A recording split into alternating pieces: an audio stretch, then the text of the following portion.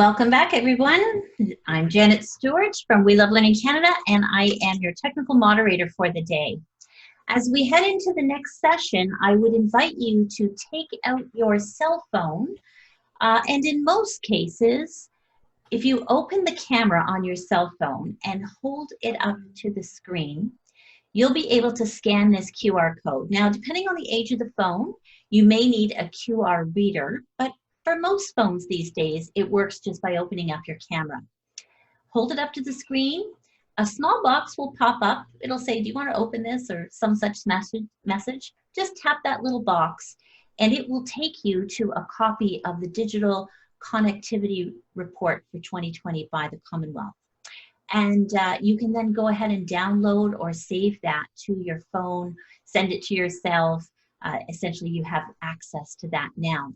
This report is going to form part of the basis of the discussion in the upcoming session. So once again, as if you're following along on social media, I would encourage you to use the Twitter handle CTO_ICT, as well as use the hashtag Commonwealth TTI Forum 2020 in all of your social media posting. So without further ado, I am going to turn it over to Frida. Thank you so much, Jeanette, for your and your team's amazing coordination efforts, and for We Love Learning's partnership in today's digital forum. You've really helped to make the day such a huge success. So hats off to you, and thank you so much, Jeanette. Thank you. Well, greetings. So greetings, everyone, from Australia. And a very warm welcome to all of you from across our Commonwealth family. As my colleague Arif mentioned earlier, from Melbourne to Montego Bay and everywhere else in between, it's great to have your company, and thanks again for tuning into this historic event, our very first Digital Commonwealth Forum that is brought to you in association with CTO, the Commonwealth Telecommunications Organisation, We Love Learning, and CBWN, the Commonwealth Businesswomen's Network, during this week, the week that would have been the 26th meeting of the Commonwealth Heads of Government taking place in Rwanda. My name is Frida Marikolis, and I am the chair of the Commonwealth Businesswomen's Network. Now, following on from Giza's session with her esteemed panelists, who considered how we can create a common approach to promote the digital economy, our second session delves into the 2020 Commonwealth Digital Connectivity Report. Now, this groundbreaking report is the first study of its kind, focusing specifically on digitalisation in the Commonwealth, with a strong focus on giving the Commonwealth greater visibility of the challenges posed and the opportunities available to harness these benefits for development and to boost intra-Commonwealth trade. If we've learned anything in the past 100 days, it has been that technology has both been a game changer, connecting communities and countries, but at the same time, we recognise that there are gaps and that the gender digital divide is a daily reality for too many of our Commonwealth citizens, which in 2020, that's just not good enough. Now, in this session, we are joined by three respected presenters who will be speaking for 5 to 8 minutes each, so that we allow enough time for your questions. So to keep our flow, I'll be introducing each of our presenters individually, and once we've heard from all of them, Jeanette will then be putting your questions to them directly. So please keep your questions coming via the chat throughout our session. Now, we'll be firstly hearing from Dr. Karishma Banga, the lead consultant and author of the report from the think tank ODI, the Overseas Development Institute, which is based in London. She'll be discussing important findings from her report. Akanka Sharma, Director of the organisation representing mobile operators worldwide, GSMA, will be sharing her recommendations from GSMA's latest digital health report. And Dr. Salamat Ali from the Commonwealth Secretariat is considering trade more broadly when he shares an economist's views and insights into digital trade and services. We've got a lot to get through, so let's begin with the Commonwealth Digital Connectivity Report 2020. We're thrilled to have the Senior Research Officer and author of the Commonwealth Digital Connectivity Report 2020, Dr. Karishma Bunga, joining us from the Overseas Development Institute. Dr. Bunga, welcome. And congratulations to you and the team for producing the first study focused specifically on digitalisation in the Commonwealth. Perhaps you can just unmute and perhaps you can start by providing an overview of the trends emerging from the report and just take us through the digital progress and changing trade that you are starting to see in the Commonwealth. Over to you. Yeah, hi, hello everyone. Thank you for joining us today. So I'll just be sharing the screen so that you guys can see the presentation. So I will just be presenting some of the findings from our report on digitalization and the opportunities and challenges for Commonwealth countries. So at ODI, we've been looking at digitalization for quite some time now. And more recently, we've been trying to understand whether or not digital technologies can be important channels to harness some of the new opportunities, particularly around the COVID context. So can they actually be a way of mitigating some of the economic losses that countries are facing as a result of the pandemic? So I think just as a starting point, there are new opportunities for Commonwealth countries, particularly for low income and developing Commonwealth countries through digital transformation. And some of the empirical analysis that we have undertaken in this study with the Commonwealth Secretariat suggests that a doubling of the internet penetration on average increases manufacturing labor productivity by 5.3% in low and middle income countries. And if the Commonwealth countries are able to achieve a broadband penetration rate of 50%, which is the global average, it can significantly boost Commonwealth GDP by between 74 to 263 billion US dollars. Another channel through which digital technologies can help is through diversification of production and access to new markets. And there have been a range of studies in the recent times on Commonwealth countries supporting this finding.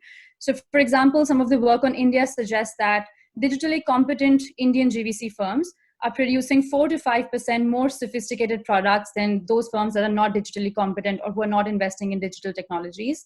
So these firms have been able to invest in technologies and are able to climb up the value chain ladder. Then some of the work from ITC in 2018 found that online trade is more diversified than offline trade. So Bangladesh was able to diversify into non-traditional sectors in its online trade. And some of the work that we've been doing at ODI currently also suggests that ad platforms and digital platforms are enabling Ugandan farmers to able to reach out to new markets. So we've conducted a survey of over 821 farmers in Uganda, and we find that diversification of markets and access to new customers is one of the important channels through which farmers are benefiting. And thirdly, there's also new models of development coming up within the digital age, particularly e-commerce-led development for small states. So these states face very unique challenges in terms of the geography, remoteness, connectivity costs, and so on. And they might not be able to achieve economies of scale from agricultural-led development or manufacturing-led development. So e-commerce here presents new opportunities for these countries to reach out to traditional trade partners as well as new trade partners. So having just highlighted some of the opportunities, I think it's also important to be cognizant of the fact that there is a significant digital divide when we look at the Commonwealth.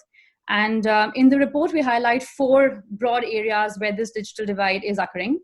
So the first one is access to internet. So we find that over time, internet penetration has increased in the Commonwealth, and this is true across most of the income categories we're looking at. However, the average internet penetration in high-income Commonwealth is about 85%, but as low as 18% in low-income countries. And particularly in some of the small states, the internet penetration is even below 15%. And largely this is because of the higher internet connectivity costs.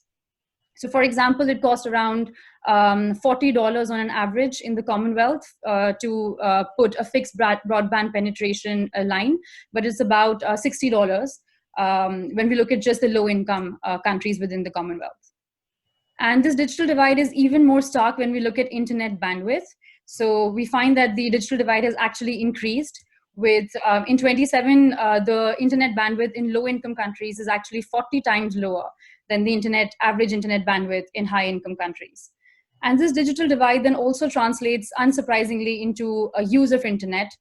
For example, in B2C e-commerce. So as we also saw in the poll, around 85% of the B2C e-commerce which takes place in the Commonwealth is just dominated by 6 Commonwealth countries.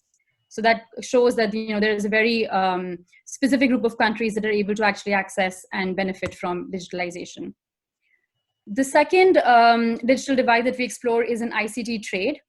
And we find that disparities exist both across regions, across income groups, as well as size. So in terms of region, it's mostly the Asian Commonwealth countries, and particularly driven by Singapore, which is dominating Commonwealth ICT trade. And in terms of income and size, we find that low-income countries, Commonwealth countries, and small states are lagging behind, and they're very marginally contributing to ICT trade. And in the report, we also look at digitally deliverable export services. So Dr. Banga, can I just interrupt you for a second? The attendees are letting us know that they can only see the very first screen that you shared. We don't seem to see, we can hear that you're advancing something, but we're not seeing the slide change at all. Is it visible now? It's still on the very first one, which was your title slide. It had the title and your name.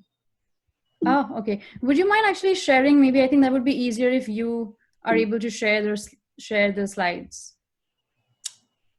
Okay, leave that with me for a minute. It looks like you're sharing a PDF, are you? Yeah. Oh, you know what? Something just changed. That was good news. We see digital divide, access to the internet. Oh, okay. Yeah, so that was the slide that I was going over before this. And so let me just move on to the next one. Yeah, that's working now. Working now? Okay. That's great. Whatever you did worked. Yeah. So yeah, as I was saying, the second category that we're looking at is digital divide within ICT trade, which is visible across regions, incomes, and size groups. So mostly it's the Asian Commonwealth countries that are dominating the ICT trade, particularly led by Singapore, which accounts for almost 60% of the Commonwealth ICT trade. And we see that low-income Commonwealth countries and small states are the ones that are lagging behind. And then as I was mentioning that in the report, we also look at digitally deliverable export services. So these are services like insurance services or financial services, telecommunications, which are enabled through the ICT sector. And here also we find that the share of digitally deliverable export services has increased only for the middle income countries and high income countries, but has actually fallen for low income Commonwealth countries and small states. And there's also a lot of variation when we look at the share of digitally deliverable export services and total services. So it's about 70% in countries like UK and India, but less than 10% in majority of the Commonwealth small states that we have analyzed. And so now when we look at digital trade flows, it's very hard to find data for all Commonwealth countries, but here I've tried to present a summary of some of the selected Commonwealth countries' trade in digitalized products through electronic transmissions.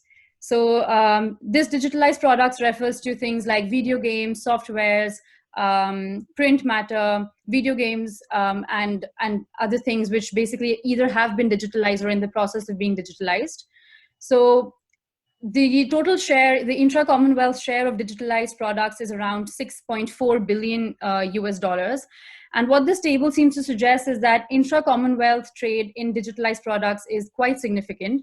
So if you look at columns 2 and columns 4, what they are showing is that most of the trade within digitalized products are occurring between Commonwealth partners. So column 2 shows that Mozambique's exports, 100% of Mozambique's exports in electronic transmissions are actually going within the Commonwealth bloc. Similarly, in terms of Gambia, Solomon Islands, Fiji, over 90% of their exports in electronic transmissions are within the Commonwealth. And similarly, column 4 seems to suggest that majority of these countries, Commonwealth countries, are also sourcing electronic transmissions from within the Commonwealth.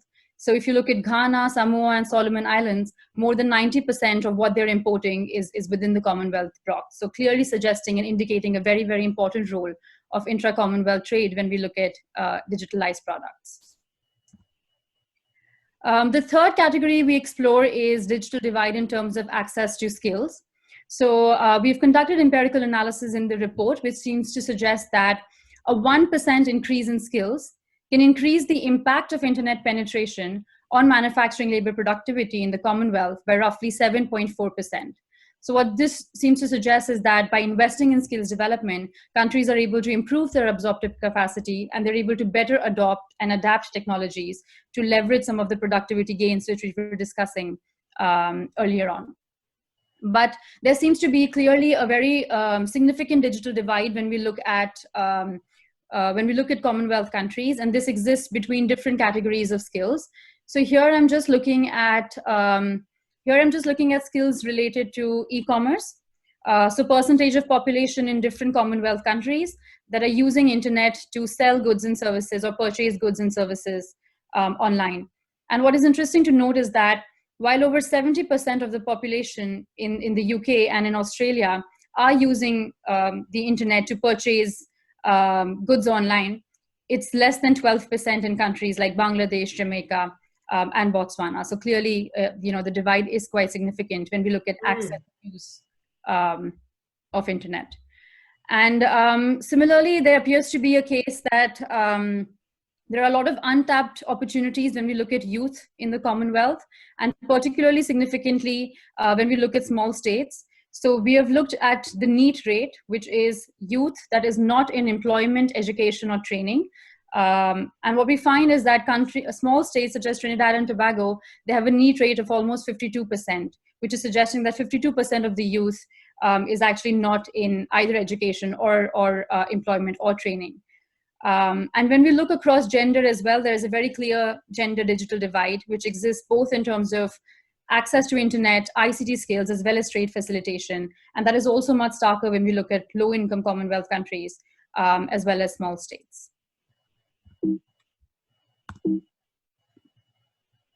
The fourth block of digital divide that we have explored in the report, and the last one, is around policy readiness and regulatory readiness. And here we've conducted a case study of PNG.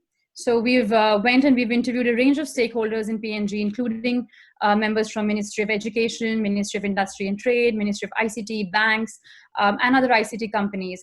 And what has emerged as some common challenges that Commonwealth countries are facing are lack of basic and technical skills to adapt technologies, as we were discussing before, lack of adequate legislation for e-commerce.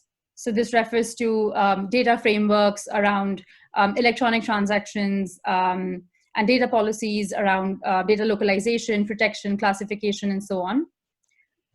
Then there's a lack of policies to adapt supporting services. So here we talk about digital payments, interoperability of these platforms and financial services.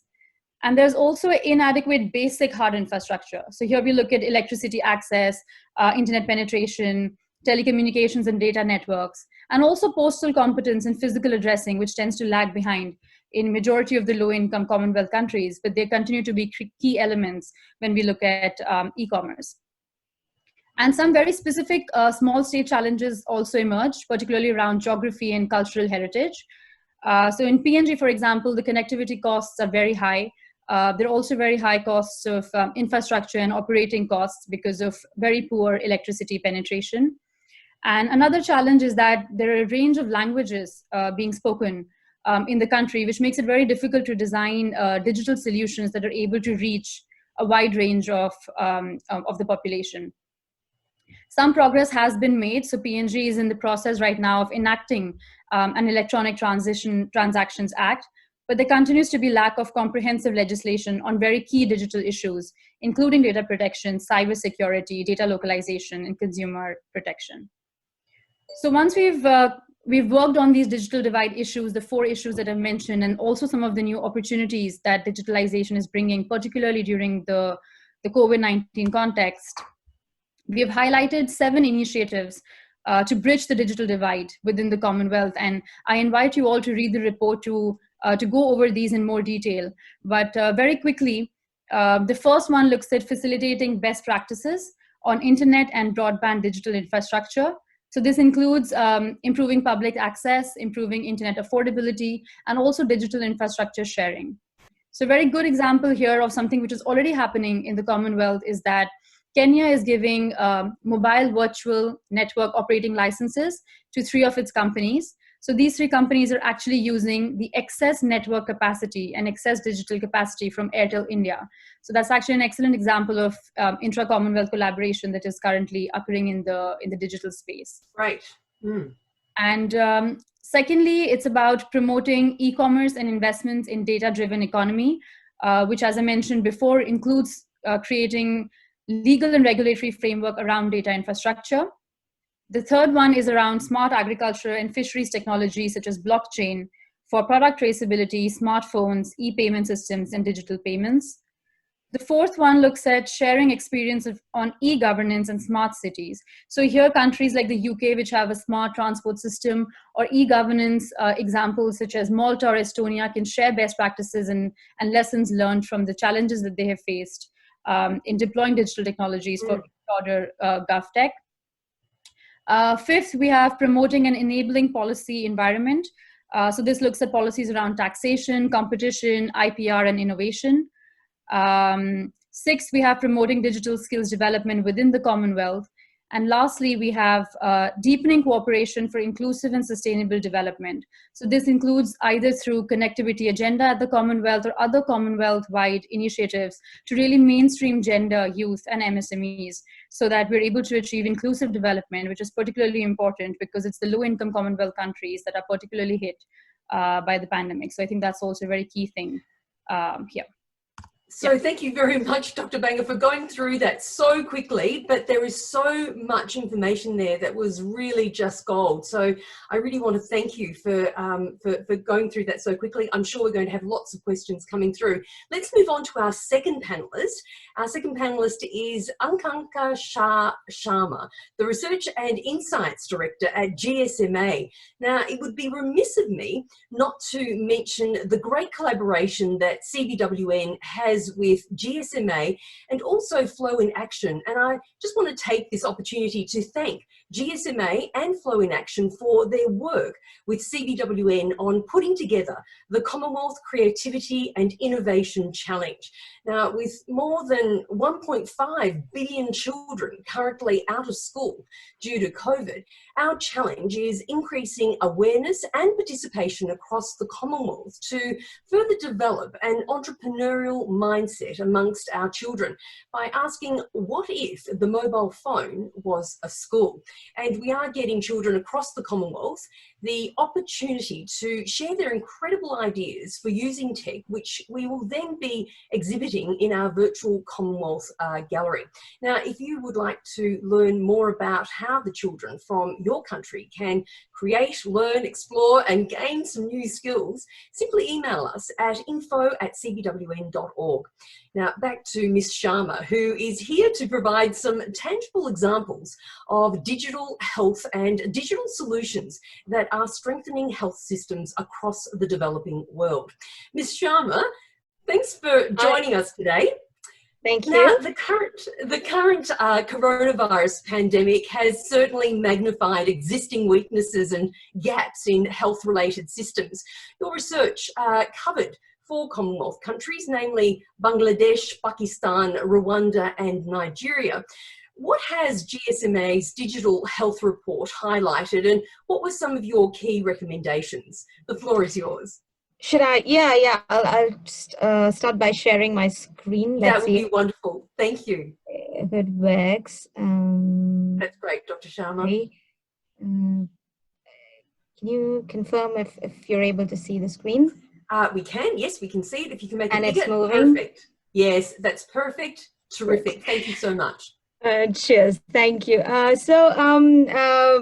Thank you for having me over. And of course, I'll be presenting, but I'll promise to keep it short so then we can get into the questions and answers. Thank you. Just to reintroduce myself, I am Akanksha and I work as a director of research in the GSMA. A bit about the GSMA, we are an association of over 750 mobile operators and 400 companies in the broader mobile ecosystem. The telecoms audience here might recognize us as Dr. Sharma, oh, sorry, Dr. Sharma, have you got the next slide? Because the next slide, we're still seeing only the front slide. Yeah, no, okay, oh yeah.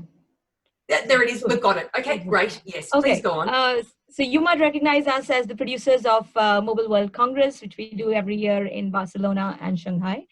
Within the GSMA, I represent the Mobile for Development team.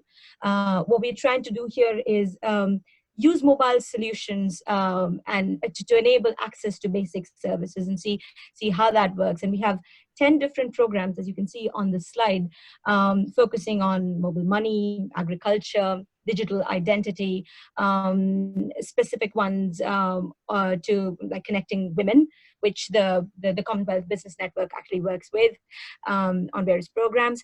So it's like connecting women, connecting persons with disabilities, those in humanitarian crisis, and many more. We're operational, our projects are operational in 45 countries. So that's the expanse of what we do. I would like to reiterate what you just said, Frida, in terms of our special connection with the Commonwealth Telecoms Organization. Very recently, we signed a Memorandum of Understanding with the Commonwealth of Nations. We have a strong relationship with the CBWN, where we are, with Innovation Challenge that you just mentioned is a great example of that, and the Connected Women team that we have works very closely with you guys as well. So I'm very, very pleased to be invited here and to be able to share nuggets from our recent research on digital health.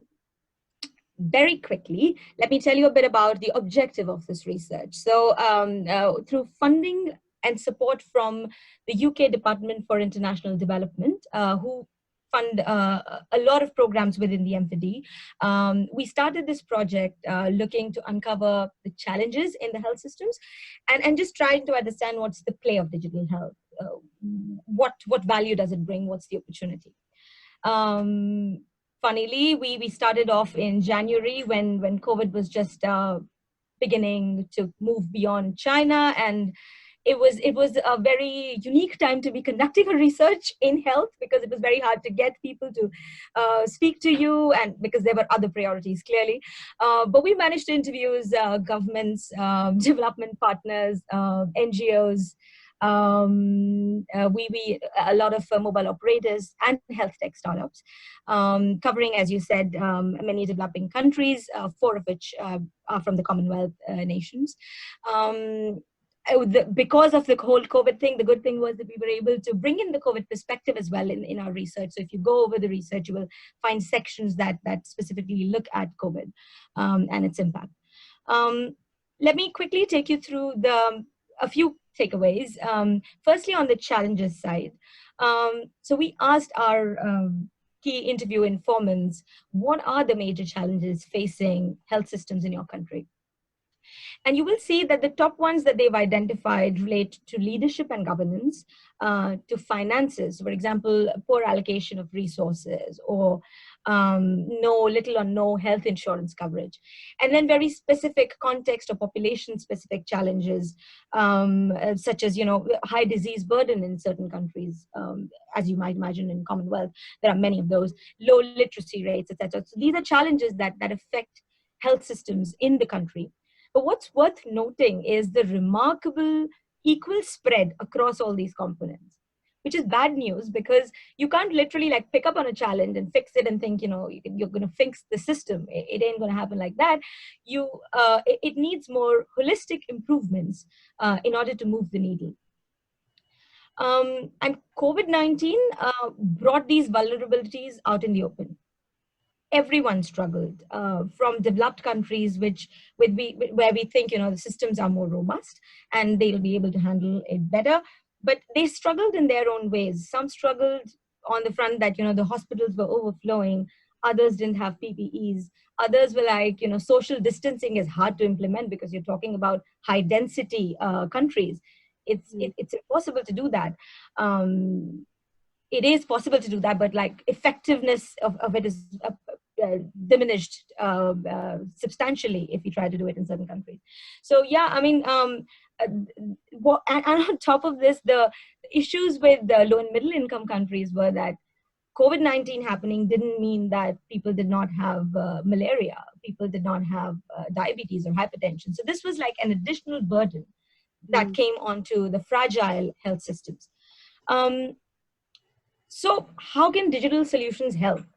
So we tried to, as you can see here on the slide, we tried to classify these various applications of digital health. I won't go over all of them, but like just a few examples, like a basic example of using digital health could be connecting healthcare providers with users through text or voice calls or online chat. We fund some of these startups ourselves through the innovation fund that we have at GSMA MPD. Through Ecosystem Accelerator, we funded a startup called Sehat Kahani in Pakistan, which is actually led by female founders. A lot of the work is done through female nurses. So the idea is you have clinics where people can come and you have a nurse mediating. As you can see, I think in the picture on the right side. So a nurse is mediating conversation with an expert using a laptop. So it's like marrying the brick and mortar model of traditional healthcare with digitization, trying to overcome the problems that we have with limited infrastructure or lack of internet connectivity or literacy, etc. So we have this in Pakistan. We have a similar one called ODOC in Sri Lanka, which they're now expanding to India as well. So that's one. And then on the other side of the spectrum, I'll also give you an example of a frontier tech use case here. So what they're doing is they're using drones for logistics solutions in healthcare. So like to get medical supplies through to remote places using drones. It's being trialed in Nigeria through LifeBank and in Rwanda through Zipline. So you have a range of things that are available. It's about understanding how to do it and what's the way to scale. I also had, the next slide was about how did we use it in the COVID context, digital health solutions. Very quickly, I mean, I won't go over all of them, but basically the use was in prevention. The use was in self-diagnosis through apps, etc. Treatments, and a very interesting one I personally liked was the organic way in which doctors connected. So when it happened in China and it came on to Italy, we didn't know what the symptoms are. We didn't know what are the ways of treating it. So the doctors informally started making Facebook groups and WhatsApp groups to exchange information, which was highly vital in addressing these challenges, addressing COVID in a better and integrated way, so to say. So those are some of the ways in which digital technology helped in managing COVID crisis. I won't go through all the solutions, but I mean, it's far from being over, the whole COVID crisis, and a lot of countries are struggling with the challenge of killing more people by locking down the economy than by COVID. And so as we are opening, it's important to understand how best can we continue to mitigate COVID challenges in the coming months. Firstly, it's important to act according to local context. So we're in a rush and we often tend to copy things which are successful elsewhere. And contextualization in this case is hugely relevant because the risks are high. And risk of failure can be hugely detrimental. So we've got to work with what we have, what works for your country, not what worked in Italy or France or Spain or the UK, but what works in your country. Secondly, this is a pandemic of its own kind, but we've had epidemics before. We've had pandemics before. We've had epidemics in the era of digitization, such as Ebola, and there are lessons to be learned from there. So instead of perhaps reinventing the wheel, we can look at what worked and what did not work there, and work from there. So drawing from best practices, learning from the past is all important. And as digital health sees like a clear case in point now that, you know, it is a viable option to enable remote healthcare and scale it, it cannot be achieved without collaboration. And so in the report, we've come up with a detailed list of recommendations for all the stakeholders. What you see here is a highly abridged version of that. So please go and look through the report. But I'll go over just like perhaps for mobile operators and governments. So mobile operators, it's key to pursue partnerships and learn from best practices from other mobile operator-led health solutions. So they've been leading health solutions in some markets. For example, in Bangladesh, we have Tonic, and then you have MTBA in Kenya, where you know, these are mobile operator-led health solutions, and there's lots to learn from there.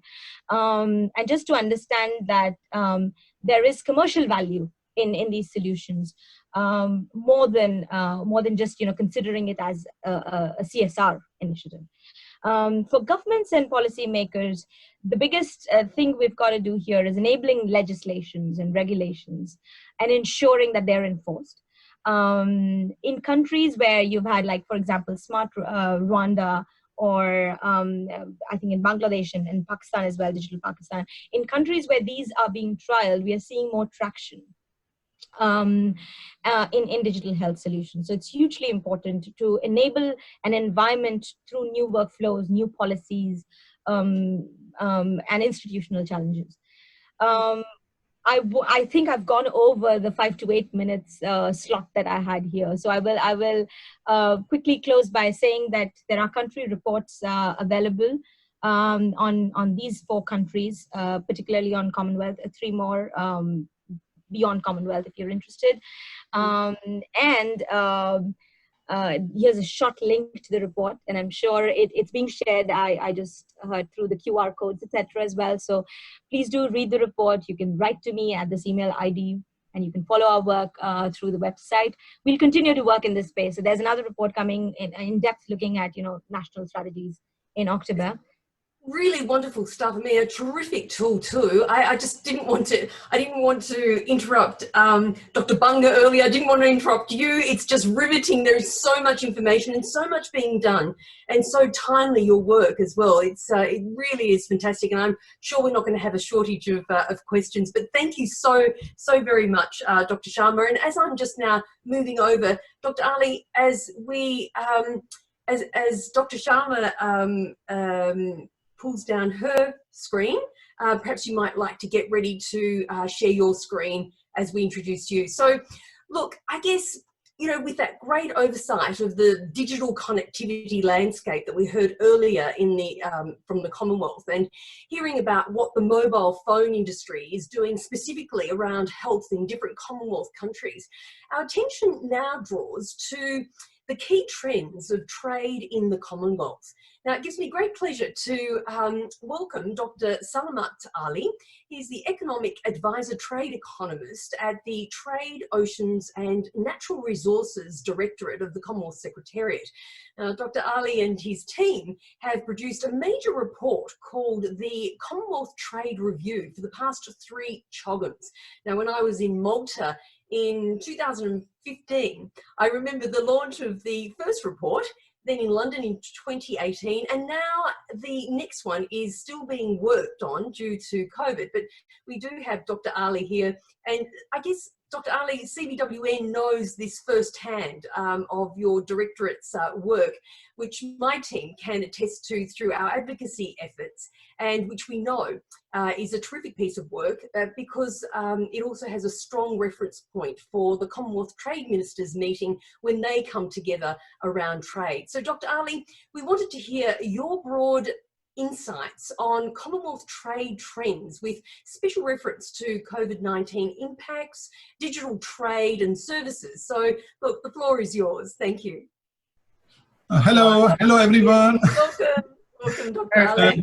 Good morning, good afternoon, good evening to all the listeners wherever you are. Yes, great. You've covered all the bases there. Would you like to share your presentation with us? Yes, I'm going to share it. Okay, so again, welcome everybody, and thanks organizers for bringing us together to discuss this very interesting topic of technology, trade, innovation in this COVID world. So all of us agree that technology is the most important element, especially in this era of COVID. So what I will like to do in this short time, I would like to build on what earlier speakers have talked about and try to give you the macro picture of trade of Commonwealth, and especially trade in services and COVID-related impact on the trade.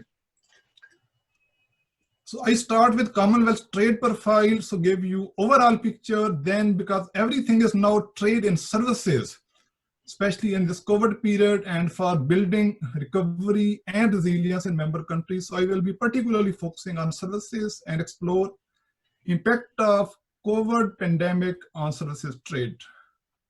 So moving on, so this is the overall picture of Commonwealth trade. So this slide contains total of goods and services in the Commonwealth starting from 2005 to 2018. So one big message here is that Commonwealth's total trade in goods and services is $3.5 trillion in 2018. We do have some drop in 2019 as the trade has dropped in other parts of the world also. But if you want to see the one big message from this presentation, that Commonwealth's trade is 3.5 trillion. That is around 15% of the world trade. That's big number. And I will walk you through the composition of goods and services. But another element I would like to highlight is share of intra-Commonwealth trade. That is trade between 54 member countries. Although Commonwealth is not a formal trading bloc, so there is a lot of trade between members, and that has been around 20%. That itself again is a big number. So two key takeaways: intra-Commonwealth trade is around 20%, and Commonwealth's global trade with the world is 3.5 trillion. So let's try to dissect it a bit between goods and services. So as Commonwealth has large number of developing countries, so out of 54, 48 members are developing. So we see large merchandise trade between members, and that has been around 2.5 trillion in 2018. In 2019's figure is around 2.2, but share in world trade is around 14%, and intra-Commonwealth trade is around 17%. So merchandise trade is a big component, that is around 70% of the whole Commonwealth's global trade. So moving on to services. Services are a big component of Commonwealth's trade. So here you can see export of services as well as import of services. So I intentionally put in both lines because import of services is also equally important for trade, because nowadays there's a big complementarity between manufacturing and export of services. So last year we can see that world trade in services was around 5.5 trillion, and out of that 19% originated from Commonwealth countries. And another message is that export of services from Commonwealth countries is much larger than the imports. In 2018, imports were around 17% and exports were around 19%.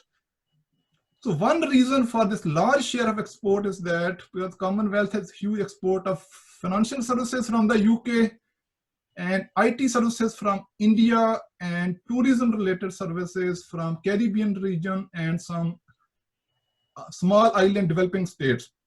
That's why we see larger share of services in imports and exports for member countries. So let me walk you through the over time trend. So how this trade has evolved.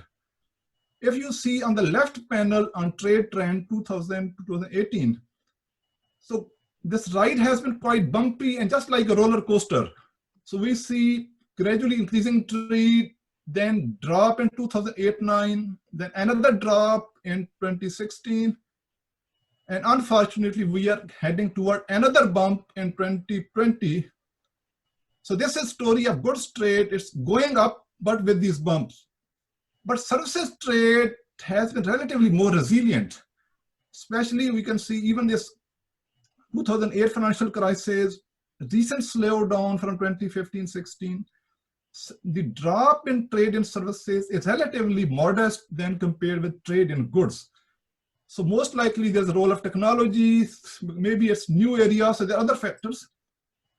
Overall, you can see on this chart on the right-hand side that growth of services has been much higher than growth in goods. Services grew around 9% per annum, but merchandise trade grew around 5.5%. So services is the order of the day. So let me quickly walk you through to the regional composition because we have not touched in earlier presentations. So most of these Commonwealth regions, because Commonwealth countries are scattered all over the globe, starting from Asia, from New Zealand, and then going to South America. So we have very, very different share of countries from different regions. Overall, we can see that African countries are mainly exporting goods and their share in services is small, around 18%. But Caribbean countries have large share in services, around 46%. So mainly because of a lot of tourism. So here we can expect a big hit also because most of these services depend on physical interactions, hospitality sector, tourism sector, which has been adversely affected due to this lockdown and containment measures. So we can expect big hit in Caribbean region. In Asia, the share of services in total trade is around 30%, and that is similar as overall Commonwealth average. So Pacific region is still dependent on export of commodities, and services contribution is very small, around 17%. Overall, we can see that developed countries have larger share in trade and services. So there's 61% of GDP is services. In Caribbean, it's 54%, Pacific is 38%. But you can see that compared to the world average, so Commonwealth trade profile is more oriented to the services. So world average is around 13%, and most of the Commonwealth regions are quite above that figure. So what are the drivers of trade? So all of us know that Commonwealth is not a formal trading bloc. So we don't have FTA, we don't have PTA, we are not a customs union, but we see large trade flows between member countries. So as I mentioned, so 20% trade is intra-Commonwealth. So there are 4 reasons which I have listed. There are other reasons also.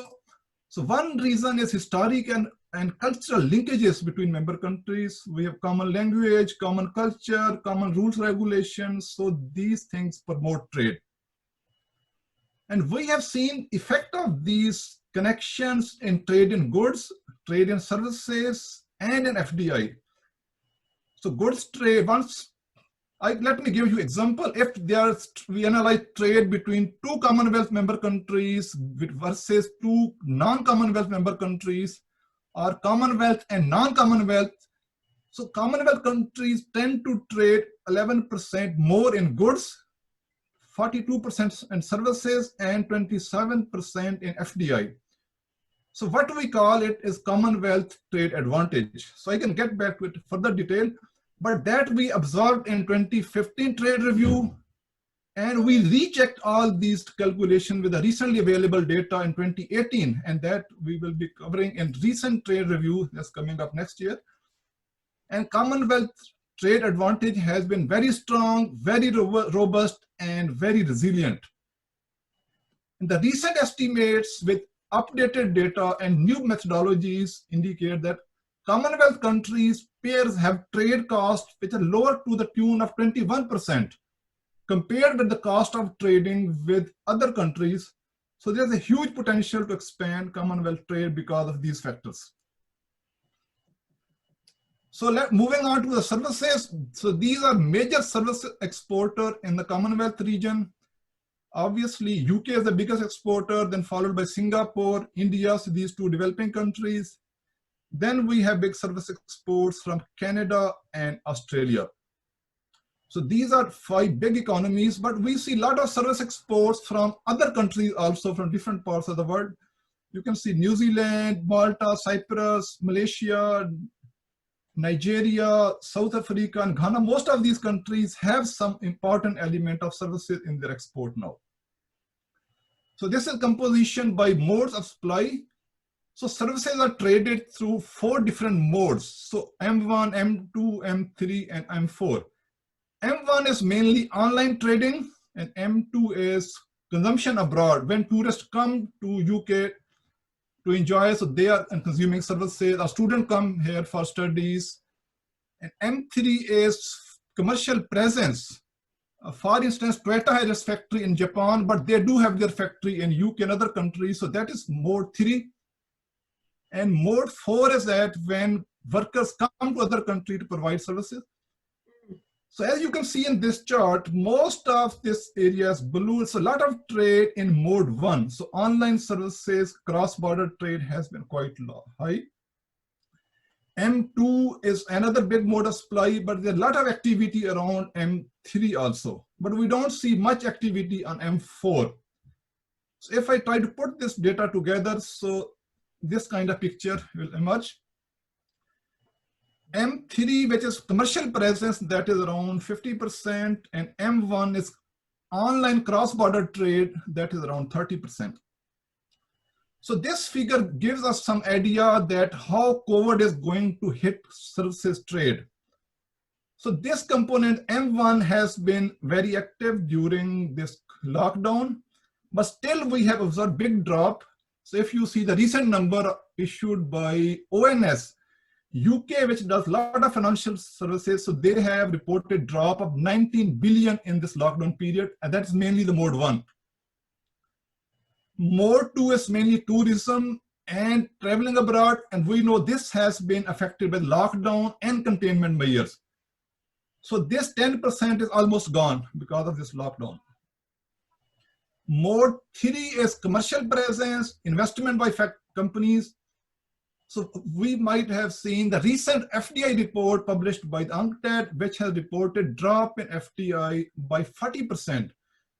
So what we can expect that these companies don't have much retained earning, much profit. So this mode 3 could drop by 50% because of COVID.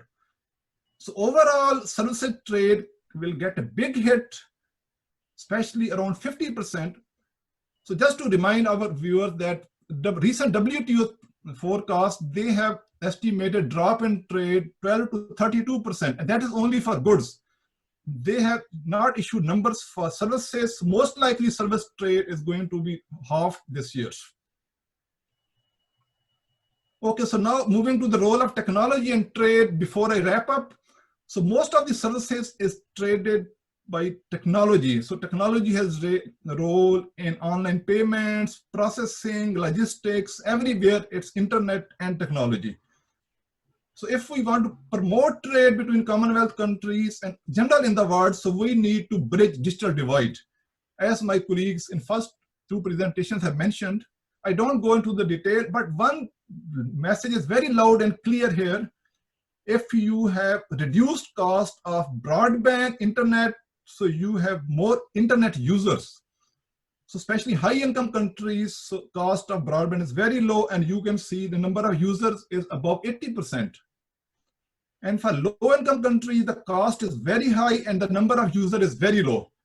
So there's a huge digital divide, which colleagues have mentioned. So we need to bridge that to move on so that most countries can benefit from this new frontiers which technology has offered. So thank you very much. So I look forward to your questions.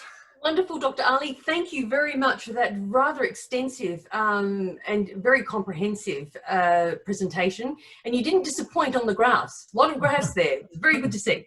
Now, I just wanted to just make a couple of points. As Janet said at the beginning of our session, there are QRL codes. They're just on your screen now. So be sure to download both the Commonwealth Digital Connectivity Report and the Digital Health Report from the GSMA. They're both available there, so please do take the time just to record those QRL codes on your phones so that you can make them accessible. And in our first presenter with Dr. Bunga, she did refer to PNG. I noticed that there was there may have been some questions about what is PNG. PNG, of course, is the abbreviation for Papua New Guinea, for anybody that may not be aware. And just to also mention, there was a little bit of terminology there with the PTA, the Preferential Trade Agreement, which, as we know, of course, is a weaker form of the Free Trade Agreement, commonly referred to as the FTA. I think that was pretty much all I had on the list, but as you could see, a very data-rich session that we've had here this afternoon, or for this morning's session, or this evening session, wherever you are. I might just hand over now to Jeanette, who will just take us through some of the questions. Jeanette, over to you. I have one question here. It relates to the e-health systems strengthening tools. And the question, how are governments in developing countries managing the sustainability component of the deployed government e-health projects? Great, so that's a question for Dr. Sharma. So Dr. Sharma, we might just hand over to you. Yeah, hi, thanks. That's a good question. I would say digitization is the hardest where it's needed the most, which is in the public sector, where especially I think in traditional sectors such as health, or water, sanitation, or energy, where we've been working with paper for really, really long time, and there is no clear link and data exchange happening to deliver scale. So yeah, that's where it's needed the most. At the same time, it's very difficult to do it. I think in terms of the solutions, as I was mentioning earlier, one way forward is to work on the B2B side of things. So if your users are struggling on the digital literacy side, maybe you think they won't be able to use the app and report for themselves. We can work with them in terms of user-centric design of products that actually cater to the people who you're going to talk to. But besides, I mean, not from the if you look differently from the B2C, if you look at B2B, that's where you have more potential and potential for scalability. And as I think Dr. Salamat Ali was mentioning, there's a lot of replicability potential in sub-regions. So you can have, within Commonwealth, you can have a sub-region where things are working. Example for Bangladesh could work, perhaps for India, could work for Sri Lanka. So, that expansion and scalability is easier in that side of things. Secondly, working with what we have available. So working with low technology, feature phones are almost ubiquitous. They are everywhere. Internet connectivity might not be, but people know how to use feature phones. So solutions that can be delivered over SMSs, IVRs, text and voice can work in order to scale. And working together with what you have. So like you have these community health workers who are great assets, and training them and bringing them into this can be like a great way to digitize.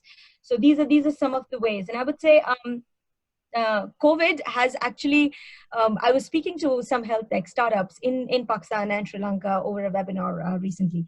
And they said it's given a great impetus to the startups specifically, because there are more users who are signing up. They can't really go out of of their houses, so they're stuck and they are being forced to use things. So I think it's a blessing in disguise to make a case in point for health. So that's what I would like to say. I mean, I'm happy to take the question in detail offline if you. Yes, that's great. So no, some great comments there, Dr. Sharma. Thank you. And I just want to remind everybody also that CBWN has a great expansive network. I'm very pleased to see through the chat session some of our representatives also participating. So hi to all of you out there. But a reminder also to please do visit cbwn.org. Our platform is now up and running, and in the next couple of months, watch this space, because we will be having a new digital connectivity platform. But in the meantime, any of these health-related issues that we have been addressing with Dr. Sharma, a lot of them are being addressed by our health advisors. We have Helen Zahos, who is one of our focal points and a founding member of CBWN, doing a lot of advocacy work in this area. So be sure to reach out to us. We'd love to hear from you. We are available for any questions that you may have in relation to any of our networks and any of the work that we're doing. And be sure to tune in to us tomorrow when we are running those fireside chats all day for some great, insightful and inspiring stories from some leading women. Now, I've got a quick question for Dr. Ali. Dr. Ali, we mentioned support services, and I was just, or services in general, and I just wonder what can be done for to support services when so much relies on face-to-face contact, particularly now in the COVID environment that we're all up against, and we don't have that ability to see each other face-to-face. What sort of supports do you see that we can offer this sector? Okay, so thanks for it very much. I think Sharma would be, Dr. Sharma would be the right person to answer it, but I take my try. So definitely we have seen great lockdown everywhere, so people are working from home. So for sports services, we in the Commonwealth Secretariat, we have technology team which is helping us around to navigate these tough times, set up meetings, webinar. We have curtailed most of the traveling. So this kind of services we need to work from home as well as to stay active and stay mentally and physically fit. So it's coming to the tourism industry or travel industry, which has almost been decimated. So they also need to rely on these kind of online support services, for example, online ticketing, online checking in hotels, online ordering of menus. So these kind of things, technology has to take a driver's lead. Similarly, in trade, where a lot of payments are involved, a lot of documentation is involved, there's a big role of support services from technology, especially payment system has to move online because we are hearing many cases where customs administrations are affected and trader agents are affected because they were handling cash for payments and cash for acting as a medium of transmission. So there's a big need for support services for e-payments. And as the containers move across the border, there are a lot of paperwork which also moves along the containers, so which also need to be digitized. So there is a whole range of things which can be done.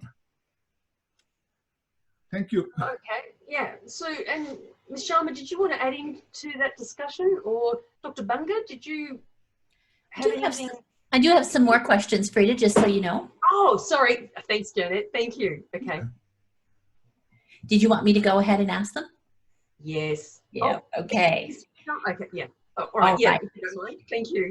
We actually have a question for Dr. Ali. What more can be done to support services when much of this relies on face-to-face contact in building relationships and travel is curtailed?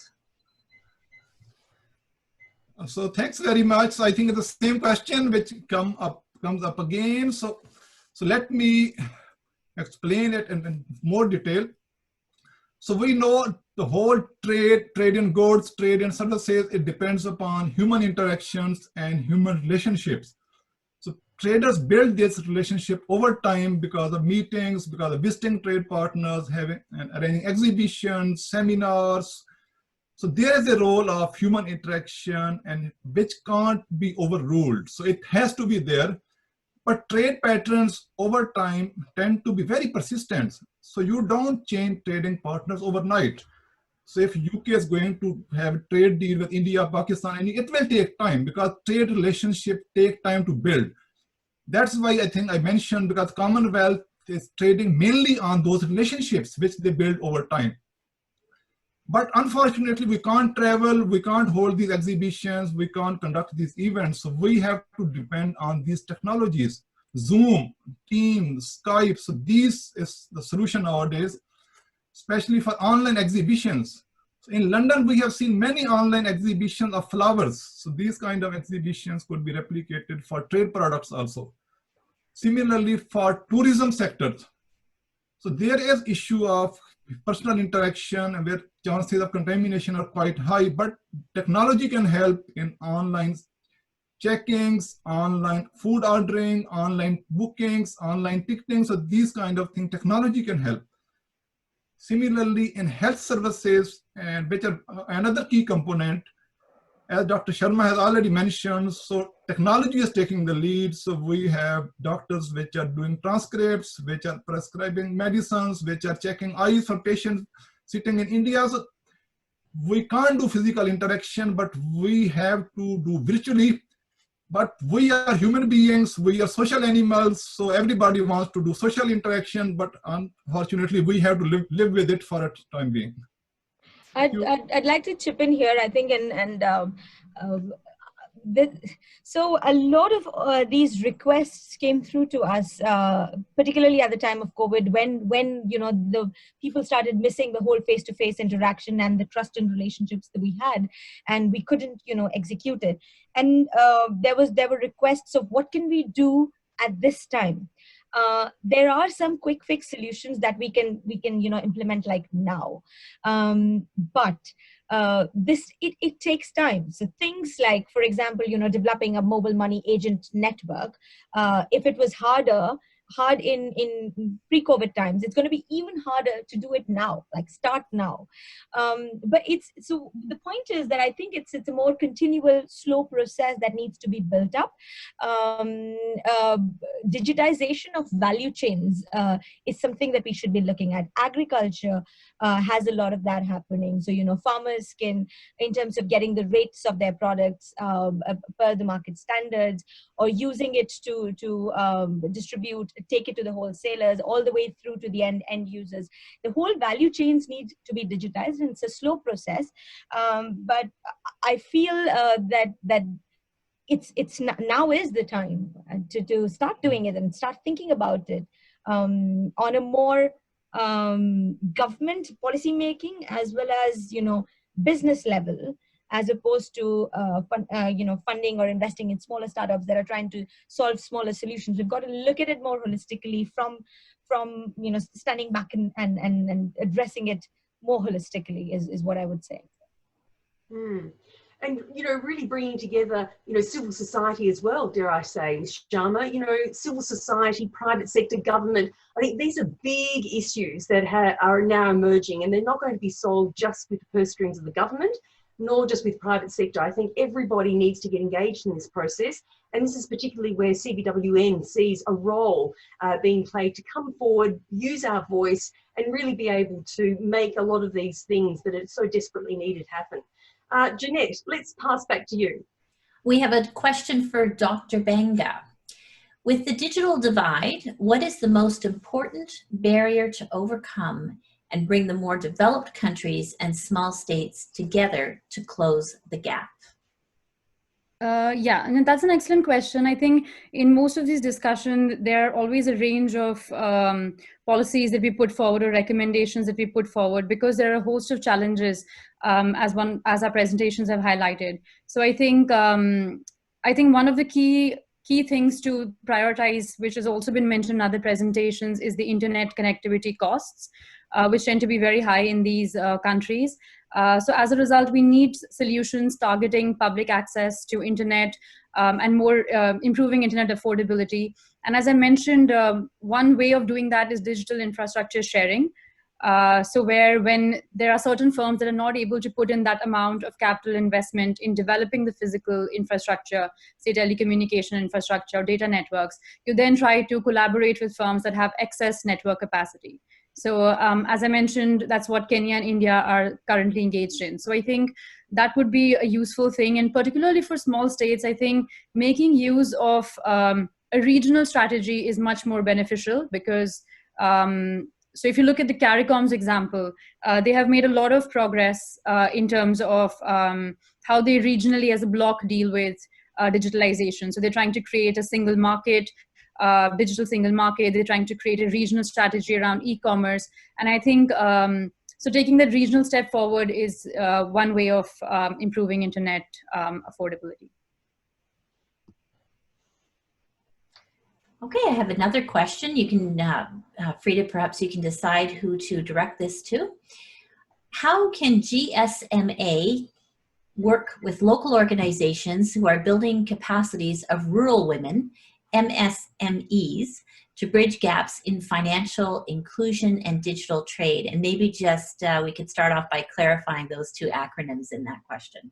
Yeah, sure. So I think we need to start with Ms. Sharma. What do you think? Given that it's a GSMA question, come on now. Yeah. Great question. No, I would love for you to chip in though, because you're a gender women specialist. So I mean, yeah, I'll deflect. But we are doing a lot. We have a program called the Connected Women Program that completed 10 years of it's I think it's founding would be the word for it, but with the 10 years since we started, we tried to tackle this issue through working with mobile operators individually. So we have a lot of commitment partners. So there are mobile operators that commit to some of our projects, and we work together with them. We have skills and training building toolkits that can be used to inform or build the capacity. I think more than building capacity, we're also, what we are trying to do is highlighting that there is a gap, there is a gender gap here. Just acknowledging the fact that yes, connectivity is divided. We males are accessing more than females, and there are systemic barriers that prevent women from owning a phone. Coming from India, I know women are not allowed to hold a phone, thinking it's going to make them more unsafe, or somebody would take when you are going to charge your prepaid phone, you give your phone number to the shopkeeper, and that's how your number is outed, and people can start teasing you, yes, harassing you. There are situations such as this and many others that prohibit women from getting more involved in connectivity. So I think it starts from firstly acknowledging that and addressing those barriers, and then starting to build skills of women through the GSMA. We do a lot of the skill building. And I can point you towards a lot of resources that we have on the Connected Women side. I'm not the best placed person to speak more about it, but I'm happy to direct you to the people within the GSMA who do it. Yes, of course. And Ms. Sharma, it probably makes a lot of sense as well, just with your network, with the GSMA network of all these mobile phone providers out there. It would be great to see more PPP type partnerships emerging, where we can get some of those private sector organisations, to your point, helping some of those women, whether they are displaced or whether they're, countries like India, other parts of the African continent, where we know having those tools made available to them would make an incredible difference to their lives, not only for themselves, but obviously for their families, and to enable them to really be able to look at different trading mechanisms and trading opportunities. So it's really about how we can disseminate that technology. How can we get more of the technological, tools that are needed into the hands of these women? And, it just seems to me that GSMA may be an ideally placed organisation with its extensive network of mobile phone, service providers, to be able to, possibly start some of these projects. Certainly something that CBWN would be more than interested in taking up. And Dr. She's back, Dr. Bungo. I was going to come across to you, but no, we're back to Janet. Well, I was going to say, Frida, we have a question that piggybacks a little bit on some of the things you just said. The question starts a bit with a statement. While all this great work is going on regarding bridging the data connectivity and affordability gap in low-income areas, villages, and so on, are there any organizations supplementing data to children in schools, health institutions, and other such places within the Commonwealth nations? Another great question. I'd like to know that too. Panelists, anybody got any ideas? Yeah, I can quickly jump in here. So some of the work that we did in the report, for instance, it does highlight some examples of intra-Commonwealth collaborations and efforts in this space, particularly around education and skills training and skills development. So on the top of my head, there was an initiative between Nauru and Australia looking at how do you equip students with relevant digital and soft skills. So that's one of the initiatives which is currently being taking place. There are also organizations like Siemens, for example, which has been working with Wits University in South Africa on this large data mining initiative. So they are trying to put in place courses that help students to analyze data, to collect data, and to leverage data, around and introduce relevant subjects in the curriculum to help students be equipped with the skills. And at a more Commonwealth-wide level, there's also the Commonwealth Innovation Hub, which aims at providing tools, data tools, and data policy tools to equip countries to be able to, analyze the data better and to understand what are some of the common standards, for instance, when you're talking about data. So I think there are some good initiatives definitely that exist within the intra-Commonwealth initiative, but a lot more definitely can be done, I think, in this space. Mm. Yeah, I mean, I would also like to mention the Global Education Coalition, which is a partnership between UN agencies and civil society and IT companies, which was recently launched in supporting to just lead to kind of scale up the e-learning practices that we have, particularly due to COVID. So there are coalitions such as these. I mean, I think for education, it's more than data. It's the challenge of edtech is that where it's most needed, you do not have even power connectivity. So if you're thinking we'll give them, computers and laptops, they would not work in most cases. So it's about providing blended solutions. So where you're working together with other media, like telecom and media options such as TV and radio, and blending that together with the mobile connectivity and coming up with blended solutions, working with low tech. There are lots of startups that are, like, particularly in India, huge number of startups that are working in the edtech space and are successful. And of course there are many now in Africa as well. Mobile operators are working with them, particularly in the wake of COVID. There was some zero rating that happened. So just when the schools were shut, they started zero rating edtech applications on the phones. So mobile operators proactively did that. I mean, that's broadly more on edtech. By the way, we're working on edtech as well. There's a report coming out soon, so I'll point you to that too. I need to find a common resource pool where I can plug in everything we have. Oh, wonderful, wonderful. Yes, so, okay, let me chip in here. So Dr. Oh, Banga, Dr. Ali. yes, so Dr. Banga has mentioned about Commonwealth Innovation Hub, so which is doing a lot of work on data and technology and data visualization. And on the top of that, Commonwealth also has education wing. So we have education advisors, which are interacting with education departments in different countries. And we also have a youth award scheme, which brings students, young entrepreneurs from different parts of the world. And this ceremony was recently held with awards for given to students in innovation field. And there are many accredited organizations like yours. So there's a lot going on in this field. Yes, thank you for those timely reminders. Jeanette. We do have another question. Great. And then you can decide how to field this one. Besides the mega companies like FinTech, how can they help local women entrepreneurs to get on the value chain, recognizing the multiple barriers that have been identified as constraining factors, especially where policies are weak or lacking?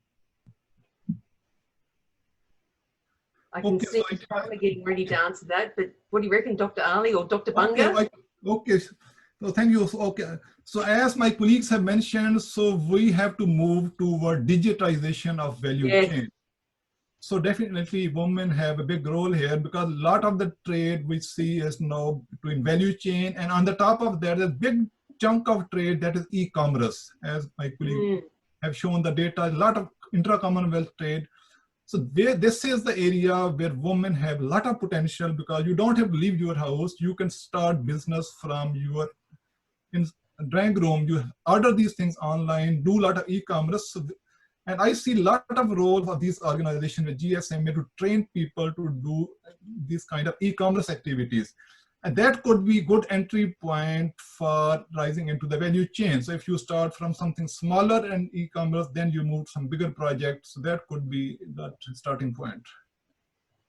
Yeah, if I can just quickly come in here, I think I agree with whatever is being said, and also touching upon something which was mentioned earlier was around ownership of capital and ownership of mobile phones versus just having access to mobile phones. So, as I mentioned before, we did this survey this year around so covering 821 farmers in Uganda, looking at the use of ad platforms and what are they using it for, and what are the sort of benefits they're getting from it.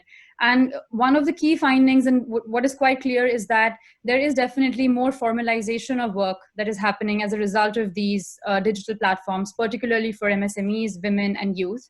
So they're able to gain access to more formal work. They're also able to gain access to commercial working loans.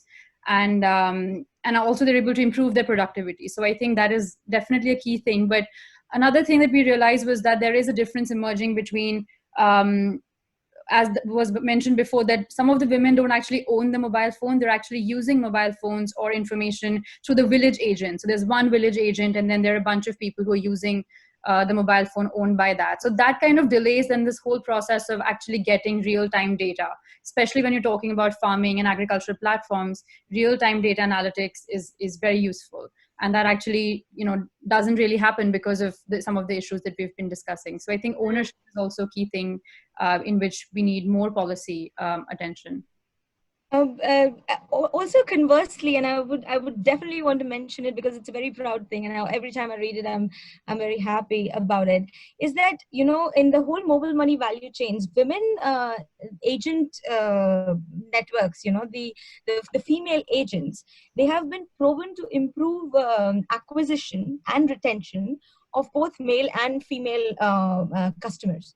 So, when a female agent is pitching a product to you, there's more likelihood of it being, taken up by other women and also men. So there is, the activity rates are also higher when female agents are at work. So there is this evidence of socioeconomic benefits of including women in these value chains and in the provisioning of financial services as well. And Dr. Bunga, I just wonder, microcredits, are they, or how do the loans come about for some of these women who really do want to look at starting or growing businesses? Do microloans, as they've worked in countries like India, like Bangladesh, we know that some of those models have been successful for some of those women, forming cooperatives or forming, networks within themselves to be able to lend money to each other. What's that like in the other parts of the Commonwealth?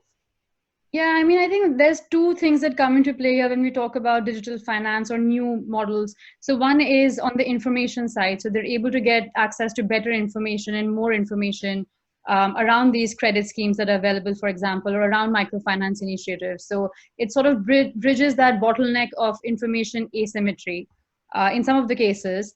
And on the opposite side, you also have you can use, so some of the women that are using the apps, that itself acts like a credit rating agency. So banks are able to, for example, look at the use of these apps and score women on the basis of that in terms of credit, which can then help, facilitate further act as collateral to be able to get the loan. So I think it's both things, come into play. A lot also depends on the country-specific context you're looking at. Like microfinance is way easier in India, for example, yes, for women, but it may not be so easy to access for women in other parts of the Commonwealth. So, thank you for that, Janet. Back to you. I will add that we had a comment from Abdul in the chat. He said Commonwealth is collaborating with Udemy.com to provide free training on Udemy.com for some low-income countries. Wonderful. Thank we you, have Janet. one question left and 5 minutes. Panelists, does GSMA support innovation directly? And if so, what's the process? We do, yes. In the Mobile for Development team, we are funded by donors. So funded by UK Department for International Development, USAID, Bill and Melinda Gates Foundation, and in a variety of those. So like we have an innovation fund that that basically we'll get funding from these donors, and we can disperse those funds on to startups or other organizations. Earlier we used to have like separate funds for utilities, so we funded about 40 36 to 40, I think, startups focused on energy, water, and sanitation. Some of those have scaled. Those models have scaled, like Pego solar model, it scaled and then it was replicated in the water sector as well. So we are funding innovation on that side. And then we fund, there's this, we used to have, erstwhile it used to be called Ecosystem Accelerator Fund, where we are funding startups which use mobile technology, agnostic of the sector. So a lot of these and very good. And our endeavor is to actually get learnings. It's like usually if the funding is for 18 short funding, so like 12 to 18 months worth of funding, and then quickly getting learnings from that and then reinvesting and figuring out which model works, which doesn't. So we do that for a variety of programs. It's now being done centrally through an innovation fund. If you're interested, I can point you towards that. There are like windows that open and close. So we just had one for connected society on the infrastructure side, building mobile infrastructure. There is, I think that there will be a few upcoming ones on various other thematic areas that we cover as I mentioned. So, Ms. Sharma, how do we find out about this? How do we find out about these opportunities that are forthcoming? We try to publicize them through common networks, particularly in the international development space, and we see a lot of traction as well. Like on an average, you would get about 500 to 600 applications or more, and then they'll be distilled down to like 10 in the final that are given grants. Yes. So yeah, but I'm happy to share those resources, particularly with you guys, so it gets more visibility and we get more. Yeah, that would be great. Applications. Great. And any other comments from anybody? Any closing remarks that anybody would like to throw in at this stage? Dr. Ali or Dr. Bunga? Yes, so thanks very much, everyone. So very interesting discussion. So if I try to summarize it, it ultimately distills down to bridging digital divide. So GSM is trying to do that. Dr. Bunga is trying to do that through digital report. Commonwealth is trying to do that. So this is the right time, as we mentioned. So all of us has to work to bridging the digital divide and bring Commonwealth, LDC, small states, and SIDS that upgrade technology in these countries so they can benefit from these new frontiers. Thank you, Dr. Ali. Thank you so much. And Dr. Bunga, any closing remarks from you? No, I think that was summarized quite well, but I think also just looking at I think also prioritizing which policies are going to be more effective, proactive and effective at the national level versus regional level, and then versus the intra-Commonwealth level. I think it's also important to understand the sequencing of how these policies come into play, because a lot of the times they end up being plans and recommendations, but we need to have the priorities straight when we look at a particular country context, for instance. Yes, very good point. Country level work that we've been doing seems to suggest that you really need to kind of prioritize with what the national agenda or manufacturing services agenda of the particular country is. Right. And Ms. Sharma, closing remarks from you? Yeah, I mean, I would just say digitalization should move beyond. I think it already has moved beyond a very, a trial and test phase on whether it works or not. It does work. It's kind of proven. What we need to look for are more commercially sustainable opportunities, working together with the building blocks that we have available through mobile technology. So mobile technology is and is going to be in the future a huge building block and a collaboration partner if you want to have digitalization at scale. And I think that should be the mindset from the beginning. It's not a short-term fix that we're looking for. We're looking to scale. We're looking to be commercially sustainable, and we're looking to partner. Great message to finish off on our session for this afternoon or this morning. So look, I'd like to sincerely thank all of our esteemed panelists for their contribution to today's topic, and to those contributing some great questions in our chat sessions today also. Now, to keep the conversation going, we'd like to invite you to register at cbwn.org so that we can keep you updated on our latest developments. And for now, I leave you with these closing remarks in this COVID-19 era, that digitalisation is an important conduit to economic growth and international trade, and I guess now more than ever, there has never been a time of greater promise or greater peril. And indeed, our speakers today have highlighted that the internet is not a luxury as much as it is a necessity, and that the only wrong move when it comes to digital transformation is not making any move at all. With that, stay safe and be well. I'd like to thank you all, and thanks for being part of this second session. And I now hand back for more exemplary facilitation by Jeanette. Jeanette, over to you, and thank you. Frida mentioned about continuing the conversation through the CBWN network. Also, I would invite you to connect with each of our panelists on social media. Most, if not all of them, can be found on LinkedIn, and you can continue one-on-one conversations with them there. On the screen, you'll see that there are two QR codes. And if I just go to the next screen, you'll see that the first one is for the Commonwealth Digital Connectivity Report 2020, and the second one is the Digital Health Report 2020. I'll leave these up for about 15 minutes while we're on our break so that you can take out your phone, scan both of them with your camera, and then go ahead and download and save them for your use.